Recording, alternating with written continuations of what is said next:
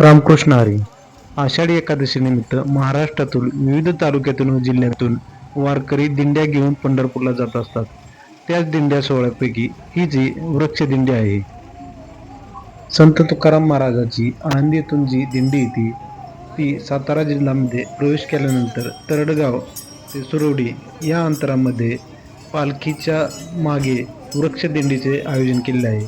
या वृक्ष दिंडीमध्ये अधिकारी, कर्मचारी, वन विभागातील सर्वच मनोभावनेने, भक्तीने सहभाग घेऊन आनंद लुटत आहेत.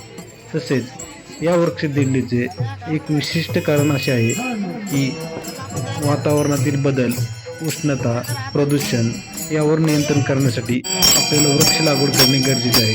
त्यामुळेच ही वृक्ष दिंडीचे नियोजन केले आहे.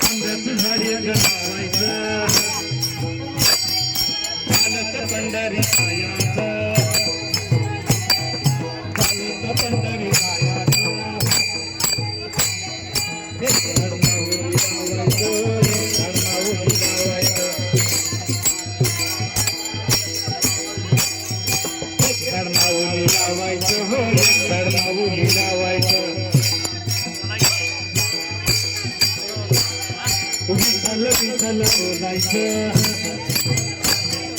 विठ्ठल विठ्ठल बोलायचं, माऊली माऊली बोलायचं,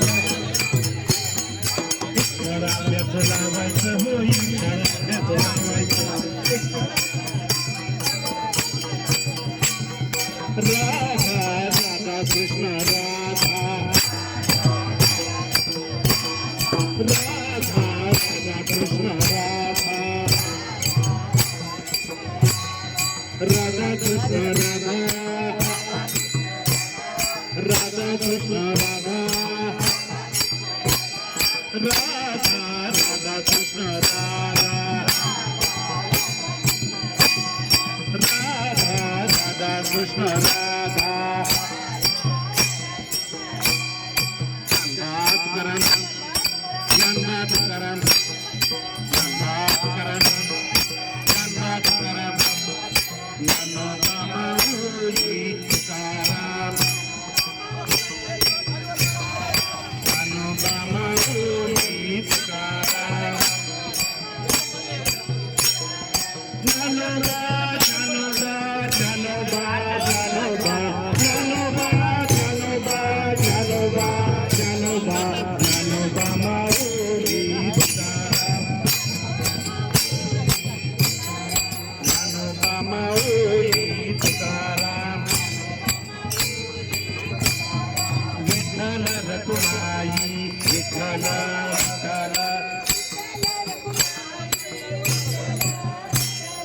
विठ्ठल रखुमाई, विठ्ठल विठ्ठल,